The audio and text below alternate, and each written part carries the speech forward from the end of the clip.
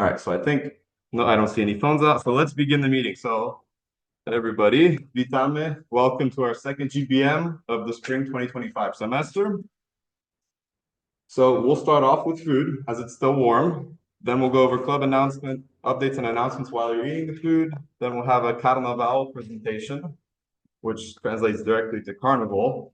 Poland has its own. That will be the theme of this GBM, and you'll see a little bit about that. And then we'll have a game that's not going to cook you guys. So we're mixing it up, and we'll do a little team game. So as I said, food, please come on up, get as much as you can. This needs to go, as we say, it needs to go. It has to be gone by the end of this GBM. So go on ahead. There you go. All right, let's start going over announcements, what we got going on this semester. All right, so here's the deal, y'all. You made it to this GBM. It's not crossed out, but like, good job, you're here. The next GBM will be March 7th, and we'll be doing it in collaboration with the Ukrainian Student Association. Right now, the most likely topic we'll be discussing basically Poland and Ukraine's Eurovision history. So, in leading up to it, since we've already picked, I believe Poland has picked their artists that they're sending for Eurovision this year, and I believe Ukraine has as well. So we're gonna, since it's a hot topic, and since we have a joint meeting with them, we figured that would be a perfect topic to do for that one. And then the last one will be an Easter GBM. Basically, if you were here in the past, what we did is we had pisanki and we like painted them. So that will be we'll be basically repeating that again this year. So that's that as far as GBMs go. As far as socials go, the first one coming up is an unofficial one, so to speak. What we'll do, kind of what we did last year, we'll just go to the Krispy Kreme that's on 13th. And if you just want to meet up, buy a few donuts, pączki with us, and indulge before Lent begins, then you're welcome to do so. We'll be there at about 5 p.m. And yeah, we'll be there until probably an hour or two. So depending on who shows up and whatnot. That's that unofficial one. But then the official one that we have going on Friday, February 28th at 7:30 p.m. We'll be going to the Rights Union game room. The QR code to scan was at the beginning, one of the questions related to that. Basically, we'll be doing a ping pong tournament. So I don't know. We have Tashi Mleczka prizes. So if you win, you'll likely get a prize. One of the questions was basically just like respond with your skill level, and we'll try to like figure out how to do grouping. So you don't basically play one game and then you're knocked out immediately. We'll figure it out. We'll do some sort of like group stage, FIFA kind of World Cup style thing. So that's that. And then March, Lake Walberg Social will not be on March 23rd because I was talking with the president of the Gator Hungarian Club today, and basically she told me that I think that's the last day of like spring break.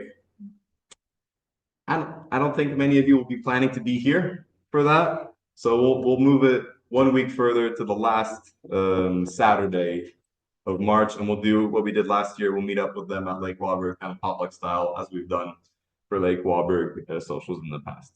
So you can look forward to that. Okay, this is Daniel's thing. So newsletter sign up will be on the next thing.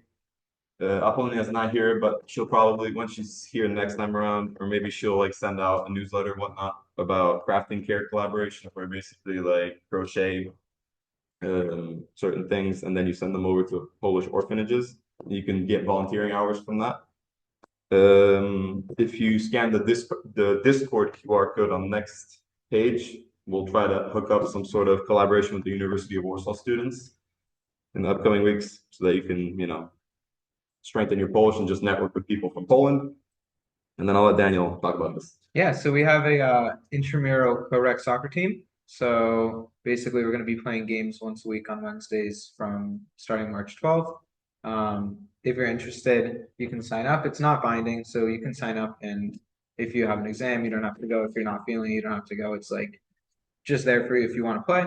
And we're offering a point for every game that you attend. So if you're interested, you can fill it out. Even if you decide, oh, the date doesn't work, or like you have some conflict that day, it's not binding or anything. You can come to whatever games you can come to.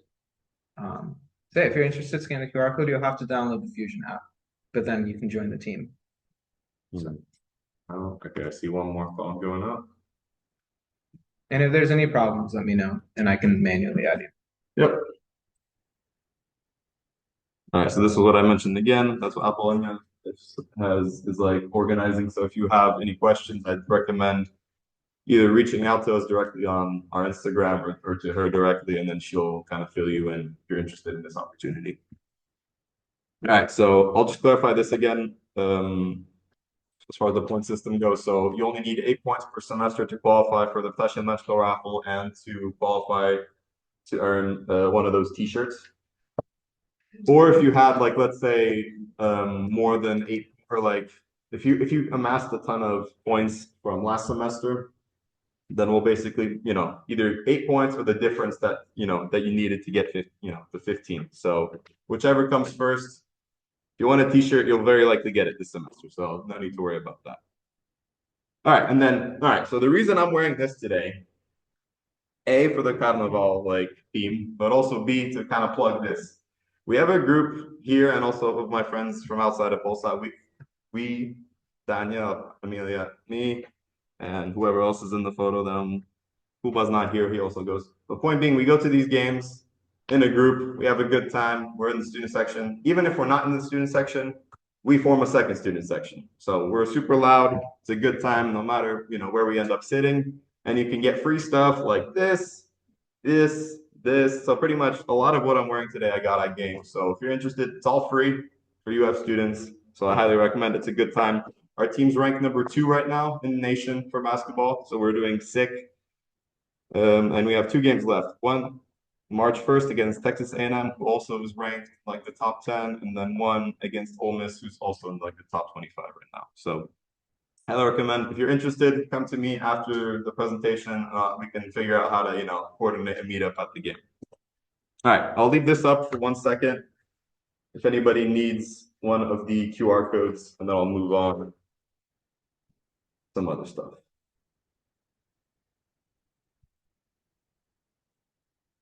And if it doesn't work, or the QR codes are too close together, come to me again after the presentation, and I'll let you scan them and join whatever. All right. So really quick, also being a sports guy, and my beloved Jagiellonia Białystok did well. I have to mention this. So we beat the Serbian team Bačka Topola in the UEFA Conference League to qualify for the round of 16. And so we now have 2 teams in the round of 16 in this competition, which is like the 3rd tier of inter-European like club soccer or football. So Jagiellonia right here playing Cercle Brugge from Belgium, and then Legia Warszawa playing against Molde from, I believe, Norway. In Jaga. Go Jaga. No, but in Europe, we always root for the Polish team. So unfortunately, the earliest they can meet is the final. So technically, there's a chance for an all Polish final in Wrocław, Poland. So we'll see. Unlikely, but one can dream, one can hope. And then the Polish league right now, Lech Poznań, Jagiellonia Białystok tied with 41 at the top. At the bottom, Śląsk, Wrocław, Uszczenie Połomice, Lech. So that's kind of the shape state of affairs with the Polish league. And that is enough as far as my sports stuff. Now we'll move on to the topic of our GBM today, Carnaval. Yeah, so I guess I can begin. So what is Carnaval? If you guys are not familiar, Either. Okay. Basically, as Adam mentioned, it translates to carnival, and it's basically the entertainment period and like celebration period before Lent begins. So a little bit of back on the name comes from the Italian word, I'm not going to say that, which also refers to the Latin Paris Navalis. And in ancient Rome, this term referred to a boat on wheels, which was chariot of the god. Oh gosh, I don't know my god. Dionysus. Thank you. And yeah, this chariot appeared on the streets of Rome during New Year celebrations, welcoming spring and the new year. And Carnival begins on the Epiphany on January 6th and then lasts until Ash Wednesday. And it's a time of indulgence before the 40 days of Lent leading up to Easter. So here's a few photos, lots of sweets and people dressing up. This one of you guys. So Carnival has pagan and Slavic roots, and it's kind of like you're celebrating the end of like winter, and you're finally like it's the introduction for spring, really. So there's feasting, dancing, masks, and uh, it's kind of it's very much encouraged by the church. And then back in the Polish-Lithuanian Commonwealth, so 16th, 18th centuries, um, like the nobles usually hosted like the grand balls, the banquets, the sleigh rides, and it's inspired by Italian and French carnival traditions. Nowadays, though, it's spread to all like social classes, and it's evolving into feast, street events, and parties. And there's a focus on food, music, and dance, like it was before.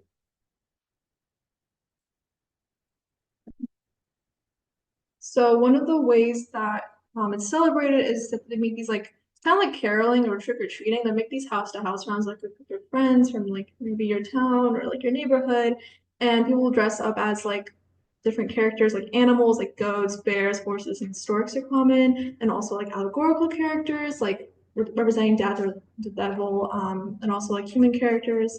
And basically they sing, play instruments, like funny little songs, and then like it's like trick or treating. They demand like hosts like kielbasa or something from the hosts. And another thing that is commonly done is like here in the image, like someone dresses a bear. So somebody will lead a bear, I think, just like on a chain. Either like they'll have like it's like hay, like straw, like in the costume, or like furry, like in this example.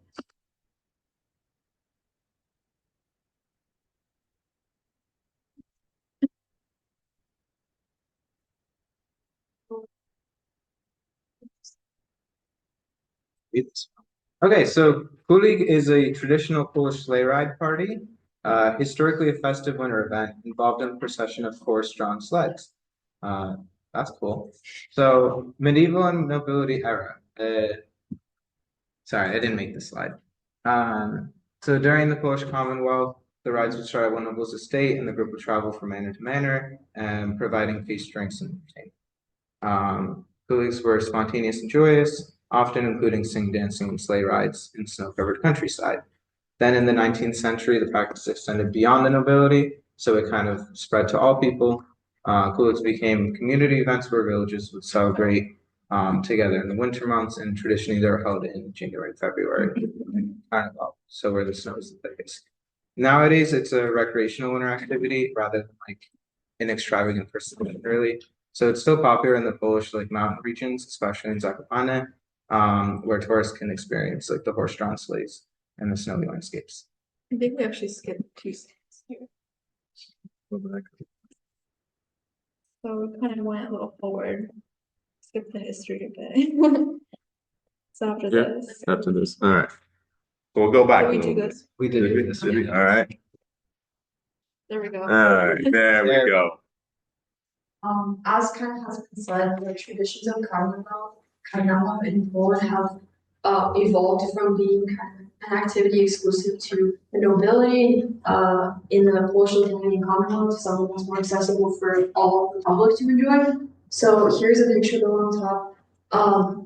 I kind of touched more on what people wore and how people celebrated. It was very common for people to do like masquerade balls and dancing and feasts and like these big lavish noble courts. It was common for women to wear long gowns, very ornate, decorated with lots of lace and pearls, and then men usually wore komtusha, which is a very traditional kind of long coat. Very different. I don't know, Adam, you were pointing at here.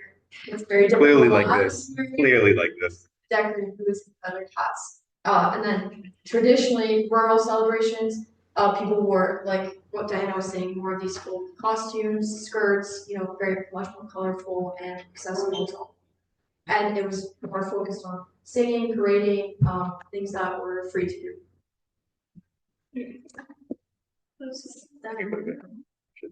So modern day celebrations. So today, there are still in lots of big cities in Poland, balls that are kind of supposed to represent what used to be in Poland. In like halls, you have also masquerade balls. And sorry, I got distracted by this picture, but bakeries also sell millions of pumpkin. You guys should also come to the Krispy Kreme Stitch Bartek celebration. I said it's also common for Polish schools in the US to celebrate by doing ballet carnaval. And here is a picture from my own Polish school that's me, absolutely tearing it up at the carnaval. So, but this, so you might think like, where does this tradition of wearing costumes like animals or things like that? Because obviously these are not lavish gowns or anything, but it kind of goes back to wearing animal costumes like lions, bears, goats. It comes from Zakopusta, and that tradition just roots itself in Slavic traditions where going into the spring, you dress up as animals, and that's supposed to symbolize fertility, changing of seasons, and just like protection. And just one quick moment before we move on. Yeah. In the US even there's the Polish Youth Association, and they're based more so in like the northeast part of the US, and they host like certain like balls and events where you can even like go dress up and partake in this. So yeah, Polish Youth Association, look up them if you're ever in the northeast area. I'd highly recommend going to them. I think one of the ones that they hosted had like 500 or so people. So definitely a presence, a Polish presence in the Northeast that arranges stuff like this in the US even. And we went over this and this. So now we'll talk about kind of the final days of Carnaval. So final days before Lent is Ostatki, and this year they're February 27th to March 4th. And these are the most intense with back-to-back parties and a lot of feasting. So this includes Tłusty Czwartek, which will be like next week, and then Śledzik. So Tłusty Czwartek means Fat Thursday, and it's the most famous day of Carnaval, and it's basically when you try and eat as many sweets as possible, especially pączki, which are very delicious and pictured on the right. And these are filled with jam, custard, or chocolate. Rose jam and plum preserve are popular fillings. Really good. And the belief is that eating these pączki on this day brings good luck for the rest of the year. Other traditions or other traditional treats are faworki, angel wings, which is in the middle over there. And then these are crispy fried pastries dusted with powdered sugar. And then there's also oponki serowe, which are Polish cheese donuts. And I know about pączki is that I saw that Publix actually like they're selling them. I think even Aldi, yeah. So Starting to become really, yeah, they sold it That's for not years. Polish, Years. yeah. Yeah, there's like sometimes it's not in the public you go to, like they have like these hollow ones like aren't traditional, but like We didn't appreciate It is what it is.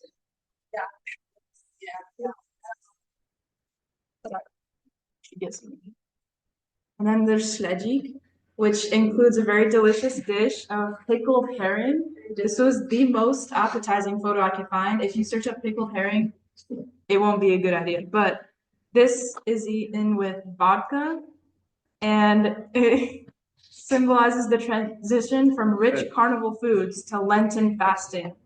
And many clubs and restaurants host śledzik parties to mark the end of celebrations, and then they give you this pickled herring. Pull it up.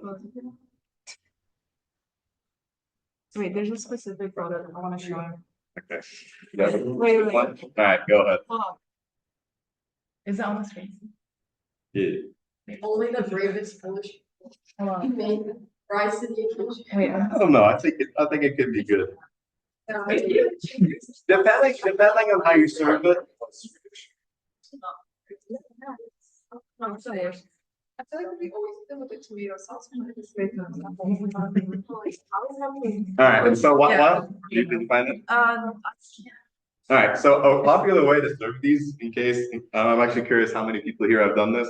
So what you'll do is you'll have like a śledź, so exactly that, like herring in oil or whatever. You'll take it out, you'll put ketchup on it, you'll put mayonnaise on it, and then you'll cut up diced onions, like raw onions, and then you'll put that on top, and it sounds horrible. We're trying to sell But them I'm telling you though, that's my preferred way of eating it, honestly. So give it a shot, maybe. If you're feeling bold, you're drunk, if you have the vodka, Take a bite of the pickled herring. if your reasoning is gone, like at least partially, give it a shot. I think it's good personally. Oh, jeez. Yeah. Let's see, yeah. We'll see. We'll see. All right. With that, teams of four. Yeah. Form teams of four. We are doing Jeopardy. First team only gets prizes. So these are the stakes. Of two. All right. Bold. I like it. I like it. I like it. All right. In the meantime, thanks y'all. That'll be it. Do if you get right.